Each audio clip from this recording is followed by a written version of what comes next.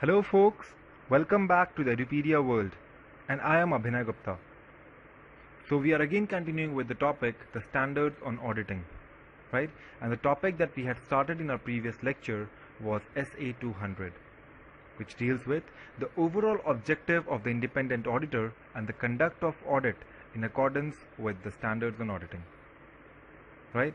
So when this essay we have already seen the various objectives, right, and also discussed what is the financial reporting framework, the applicable financial reporting framework, right? And then in the previous lecture we had also been with seeing this slide, if you remember, the requirements, right? We have been through all the requirements, that is the ethical requirement relating to the audit of financial statement, the professional skepticism, professional judgment, sufficient appropriate audit evidence and audit risk, conduct of an audit in accordance with SA, right? So while you are studying these topics, while I'm teaching you these topics, I'm making sure that the heading, the topic heading that I'm using, the words that you are supposed to use, right, I'm picking them up directly from your study material that is provided by the institute, right? Because you will fetch marks in your examination by writing these specific words, right? So as per the institute, the study material, there are these 5 specific requirements, right? And we will be dealing with the same. Okay, so let us begin with that. To connect you to these requirements and explain it to you, right? Because even when you go on to explain, you will have to write the content, what is within it, right? So I'll make an effort to give you the content and also connect you to these specific points so that they flow while you're writing your answers, right? So I would remove these 4 requirements and we would start dealing with the ethical requirement relating to an audit of financial statement, right? So do you remember we have discussed about an ethical requirement? We have discussed about an ethics in the beginning of this essay. Anybody can answer on that? Yes, some of you must have got it. It is the independence that we had seen in the name of the standard itself. So independence is a pervasive thing. That is a pervasive requirement, that the auditor has to be independent if you're performing an audit. Without your independence, you cannot perform an audit. No. Your report will not be acceptable, right? So independence is the key thing. So we do not include it into the ethical requirement specifically because that is pervasive. Although it is an ethics, but it is pervasive. So remember, when you're writing, if you are asked a question on ethical requirement and you have to write down the 5 bullet points, the 5 points that have been given over here, independence is not among them, right? But you'll say that yeah, it includes independence because independence is pervasive, right? This is the mistake that students generally make while they're writing the ethical requirement. The first point they write is independence, but that is not it. The essay does not say like that, right? So your relevant ethical requirement, right, they would basically comprise of the code of ethics which has been issued by your institute, by the ICAI, right? And the fundamental principles behind those ethics are: number 1, integrity; number 2, objectivity; number 3, professional competence and due care; confidentiality and professional behavior. IOPCP, right? That is a general abbreviation that we use, IOPCP. That will help you write it down. That will help you remember it. If you miss out on something, okay, I'm missing out on something which begins with C. Oh, confidentiality. Something which begins with O, it's objectivity, right? So try remembering it that way, because you will also have to mug up things, right? So these will help you mugging them up, right? So your basic ethical requirement, you will say that yeah, ethical requirements, they will include integrity, independence, right? But basically the ethical requirements comprise of the code of ethics, and the fundamental principles are integrity, objectivity, professional competence and due care, confidentiality and professional behavior, right? Now what are they? When you talk about integrity, what is integrity? That you perform your audit honestly, right? Your integrity says that yes, you are doing the work with, you're making the genuine effort. You're not trying to bluff, you're not trying to play around it, right? Integrity is very important. If you have been assigned, if you are an article and you have been assigned a job, that okay, you have to do the vouching of these things, right? Then your ethical requirement is that you perform integrity. If you have checked 10 vouchers, tell them I've checked 10 vouchers. Don't just check 10 vouchers and say I have checked 15, 20 vouchers. No, that will not be complying with integrity on your end, right? Because your senior would rely upon you that yes, you have checked 15, 20 vouchers, 30 vouchers out of these 100 or 200 vouchers, and you did not find any deviation, and their sampling was actually performed on a certain parameters, so they feel okay, comfortable. But out of those samples, 5 samples showed some deviation, and you missed out on all the 5. What would happen? That would be a risk, right? Because you have to document your sample size also, that yeah, these are the samples we had selected, this is the basis of how we derive the sample. So you cannot bluff around with it, right? Your integrity has to be strong. Like for example, in our Big Four, what we used to do is we have a specific tool for sampling, that is IDEA, right? It is a customized tool. What you do is when you get the dump, the entire dump which is extracted from the SAP or from the Tally or from the Oracle, the client, the management, they extract the dump and they give it to you in the raw format. You have an Excel sheet, goes on to 10,000, 12,000 line items, right? You have to sanitize that dump, remove the duplicate entries, put them in proper format, right? Check if everything is going well, remove the lines from the top, remove the lines from the left hand, and then that is the dump that is sanitized for your IDEA software purpose. You feed it into the software, you give the relevant requirements of the software. They will ask you for certain parameters. What is the risk that you think? What is the level of risk? How many sample sizes do you want? Right? Like that will actually depend. What is your risk appetite? Right? They ask you whether it is ROMM. ROMM is high, low, medium. These are the things that they ask. Right? What is the materiality? What is the ADPT? When you feed in this format, then accordingly the software calculates that yeah, these are the samples that needs to be checked. And if they have thrown 15 samples, then mind you, those are 15 risky samples. They are 15 unique different samples. Anybody applying their judgment on a prudent way, following the principles, following the calculations, would have found those samples. So it is relevant for you to check all of them. If you miss out on something, that becomes an issue. So your ethical requirement, your integrity requirement is that whatever job is assigned to you, you fulfill it. I'm not talking about the entire thing. You need to understand what is integrity on your end. Right? Then we have objectivity. So what do you mean by objectivity? Right? So all of your standards that you are applying on that client, on that industry, right? The standards have a certain object. Right? We have seen the objective of SA 200. So the objective of various standards have been defined. Right? So you will have to check whether the objectivity of all the standards have been complied. You will have to have your own objectivity of what are you actually looking forward to work, what are you actually looking forward to do. Right? So you have to be objective while you're performing your audit. Right? Then you have professional competence and due care. Now what is professional competence on your end? So on your end, professional competence would be your professional qualification. Right? How much are you professionally equipped to do this task? Do you have the relevant required knowledge? Are you professionally sound? Not anybody can come up and go for the audit. Right? You have to be a chartered accountant for that. If you're nautical, you have to at least clear your IPCC. Right? Why is that important? Because once you have cleared your chartered accountancy, once you have cleared your IPCC, that ensures that yes, you have that relevant required knowledge, you have that relevant professionalism required.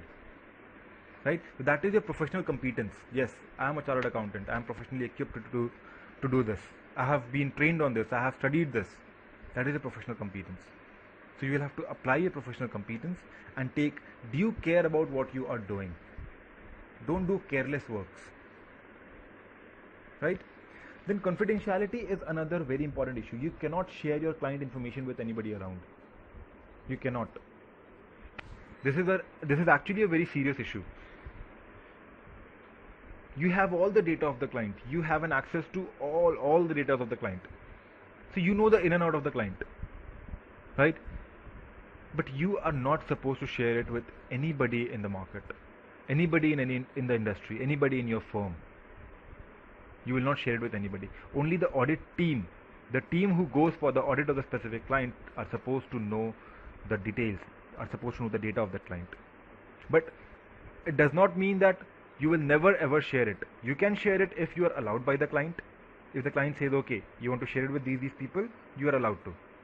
Or you can share it if you are required by the law to share it.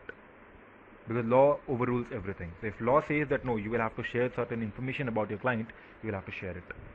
Otherwise, you will always have to maintain confidentiality. And finally, professional behavior. You are chartered accountants. You will have to behave like one. Right? Sometimes people who have not been on audits or who have just been supporting the back end in your office, go with your partners or the senior managers to a client and see their professional behavior. See the way they talk. See the way they behave. See the way they attend the board meetings of the client. See the way how they sign up an engagement. That is the professional behavior. How you deal with the client, how you take the data, how do you respond to the client. If there is an issue you want to communicate, how do you communicate? That is the professional behavior that is required for that. You cannot be informal with that. You cannot just go on and say, oh yeah, you are making this mistake, you have to rectify this. No. There is a certain attitude that you will have, that you will have to develop towards your work and towards your communication as well. That is professional behavior. You have to take up responsibilities. Right? That is professional behavior. So these are your basic ethical requirements: integrity, objectivity, professional competence and due care, confidentiality and professional behavior. Right? If you go ahead and look at your recent study materials, these are the only 5 specified over there. So if you have any book from any teachers who go ahead to expand this to include independence or to include anything else, please do not follow that. Whenever you have a confusion, refer to the institute study material. They are correct. And even if, take an hypothetical example that the institute study material is not giving an appropriate information, still you will have to know that. Why? Because if you are asked a question, institute will expect the same answer from you. Knowing the right thing is very important, but clearing your exam is again the most important thing for you. And trust me, the institute does not make mistakes while they are framing these things. There's some ways, yeah, you may have some printing errors, somewhere you may have a little bit of error. That is basically in the practice manual. Right? But otherwise the study materials are up to date. Right? So that is the ethical requirement. Next we would see what is professional skepticism. Professional skepticism is always being alert, always having that questioning mind. Why? How? From where? When? What is the other impact? Where is it leading to? What is all related to it? These kinds of questions. Have a question mark on your forehead. That is professional skepticism. For everything you have a question. You need to be satisfied, you need to be justified from all ends. It is not that, yeah, the client comes up, they give you a data, they give you information, so this happens like this. Oh, is it? Okay, I'll note it down. No, you'll have to think. Why does it happen like this? What could go wrong over here? You'll have to be skeptical all the time. That is a questioning attitude for everything that the management provides you. Because when you put forward questions, counter questions from all angles, right? If the management is hiding something, they would tend to vomit it out in front of you. Or you could read by their face, okay, something is going wrong, he's trying to hide something. Because the person will get nervous when you're putting questions from all ends. That is professional skepticism. But basically, if you go by the text, then professional skepticism is an attitude that includes a questioning mind. It is an attitude that you have to develop, that you have a questioning mind, you have questions for everything. Right? You'll have to be alert to conditions which may indicate possible misstatement. Right? You'll have to be smart with that. It is not that everything the client brings up, you say, no, why is this like this? From where did you get it? Why did you get it the other way? No, the client will be frustrated. They'll kick you out of that place. You'll have to be reasonable. Right? You cannot go on for every immaterial thing also. No, why, what, where, how. That will burden your entire work. So you'll have to play smart with that, and the areas where you think, something could go wrong over here, there's some suspicion I have, you will apply a professional skepticism. Right? So it is an attitude that includes a questioning mind, being alert to the conditions which may indicate possible misstatement. And when we talk about misstatement, that is generally due to error or fraud. Right? And a critical assessment of audit evidence. Whatever evidences you're trying to gain, the samples, the data, the confirmations, the data confirmation, creditors confirmation, bank confirmation, the vouchers, these evidences have to be critically assessed. For an instance, if you are suspicious about a debtor, whether or not the debtor exists, is it a related party, is it a dummy entity, what is it? What you do is, first you consult the management. Hey, could you please tell me something about this debtor? You owe a lot of money from this person. What kind of company is it? What has been their track record? Have they been paying on regular basis? Is this an exception this year, or have they always been like this? Where do they put up? What is the general requirement, their frequency? And then what you do is, after you have certain replies from your management, you also send a confirmation to that debtor. Hey, as per the books, this is the balance that is outstanding on your end. Is it correct? And you see the response from the debtor. How long is he taking? What is the response that comes? Right? You may also see, if you have to go ahead to, if you are too much suspicious, you may go beyond your limits. You may see what are the other places where the debtor is actually working with. What are the other clients? Right? You can check the genuinity. Right? There are many ways. On a article level, you don't need to know all that, because if there is something critical like that, your seniors do it. You will learn these skills in your practical experience, in your practical exposure. Your books will not give you this knowledge of how to deal with situations. You'll have to practically be in that situation, right? So that is professional skepticism. So what will happen if you are applying professional skepticism? So if the auditor, where you should apply a professional skepticism is while planning and performing the audit. Even in a planning stage, you will see, no, let me highlight this. This area will have to do an extended work. This area is a little risky area at this client. Past years we had this issue over here. That is how you calculate, that is how you evaluate while you are planning, right? And in a performance also, if you come across something, you will have to apply professional skepticism. Now what happens if you apply professional skepticism? What is the benefit you get? If you are open with a questioning mind, right, there is a low probability of overlooking unusual circumstances. Everything is going inline. Somewhere you found a bounce. You're going on a smooth road and there's a speed breaker. If you are applying professional skepticism, how small the speed breaker is, you will realize it. Otherwise, if you are at a speed of 150 and you are on an SUV, you just move through that speed breaker, don't even realize something was below your wheels. Right? So that reduces the risk of overlooking unusual circumstances. Right? And you will stop over generalizing things. Okay, this always happens like this. It is a general concept. It is a general activity. So whenever you're drawing your conclusion from any observation, right, stop generalizing. Start being specific. Right? Everywhere it happens like this, over here also it will happen like this. No, this is a separate client. Although the same industry, it is a separate client. They may have their other procedures. All the samples have gone like this, even this would go like this. No, all samples are individual. When you have taken samples out, you have made your judgment that way, right? You have decided to pick those samples because they were a little different, and that would help you to make appropriate assumption when you're determining the nature, time and extent of the audit procedures beforehand. What is the amount of procedure that you will put in, right? When will you put in the middle of the year, at the end of the financial year? When? Right? What is the extent to which you will go? What will be your limits? How many samples will you take? That will be the nature, time and extent of the audit procedure. So at these three places, it will reduce the risk, right? And as per the text, professional skepticism would include, you have understood what professional skepticism is, right? Now you need to know what you are supposed to write in the exam. What are the words? So professional skepticism includes being alert to contradictory audit evidences. You have two audit evidences. Your management says, okay, this debtor owes this much to us, and your debtor says, no, we owe this much. And there is a contradiction, right? The management shows you a bank sheet statement that, okay, this is the outstanding balance, but when you get a direct confirmation from the bank, the balance is something else. You are suspicious. What is going wrong? How can the two statements be different? That is suspicious.